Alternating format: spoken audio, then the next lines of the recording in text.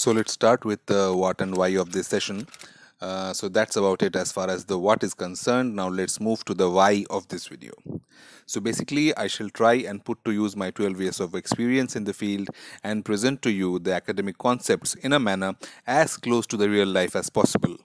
That will help us balance theory with the practical or even merge it, and as well as make us better professionals, because trust me, no employer likes paper tigers in this 2 minute ready to eat, ready to serve world. And believe me, guys, nobody has the time to train you once you start working.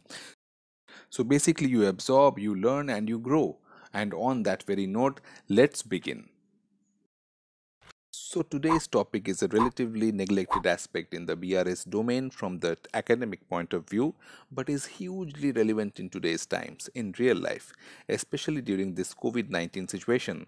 Yes, guys, we are talking about stale checks. So what are stale checks and how to deal with them? Let's look at a check we have received from a debtor customer, and please note the date of issue. Let's say today is 21st July 21. So, on a closer look, we find that more than 3 months have passed since the date in which the check was written. That is, the check was issued to us by our debtor. Now, before we dive in, let's visit our kitchen for a bit, and let me tell you guys, life's best lessons are found there. So now, unless you eat like him, you are bound to keep the leftover food in your fridge, and well, it will be stale very soon. So now, coming back to the problem at our hands, on the evening of 2nd April, we receive a check from our debtor customer, and obviously the banking hours have passed. And say on 5th April, a lockdown has started, and so have our problems. So guys, please note that a check is valid for 3 months from the date of issue, and definitely not from the date of presentment to the bank. So now let's take the case 1. Checks drawn by us in favor of our creditor vendor. So we had issued a check to our vendor on say 7th April 21, and now on 20th July, much more than 3 months have passed. So what happens now? Scenario 1. The creditor returns the stale check to us by post or by hand with a request to reissue the check. He needs the money. Scenario 2. We are vigilant. Should we really need our vendor creditor to tell us, to inform us that the check is stale? No. And that's why the BRS is such an important tool for the finance controller. So while preparing the BRS for the month, we notice that a particular check has been uncleared, or as I say, undebited for more than 3 months. So now that the check has become stale, let's do something about it.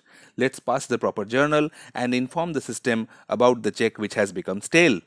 The journal will be bank account debit to stale check account. Yes guys, the bank balance exactly goes up by the value of the check. Now to resolve the issue, we prepare to issue a fresh check to the creditor.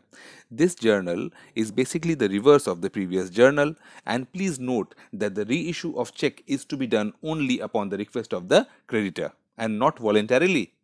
Case 2 deals with the checks deposited by us into our own bank account. Yes, the checks which we receive from our customers or debtors. So we pass the journal taught to us in our 11वीं Kaksha class 11, and we duly deposit the check and we timely get the credit. But what if? Situation 1. We forget to deposit the check. After passing the journal and nobody simply cares to check the BRS, the check never reaches the bank and becomes stale right under our nose. Well, now the solution. A. We request the debtor customer to reissue a check and simply wait for his check to arrive. And B. We reverse the journal and reduce our bank account's balance by that much amount. Situation 2. The check has been received by us, neither journalized nor deposited to bank. Here obviously there is no accounting involved, and we simply request our customer debtor to reissue a check to us. Situation 3. We deposit the check into our bank account on the very last day of its validity. No problem. As per the Reserve Bank circular and as per the Negotiable Instruments Act 1881, an instrument's validity is for 3 months. Keep in mind, not 90 days, not 91 days, but it is of 3 months, and we shall get the credit. With the check will be honored, no problem whatsoever. And for the final verdict, impact on BRS. So in case one, that is, the check has been made stale and the reissue has also been done in the same month, there will be absolutely no impact on the BRS because there will be nothing left to reconcile. It is already okay. We are good. Case 2 will be a little troublesome because here the month in which the check is being made stale is different from the month in which the check is being reissued to the creditor.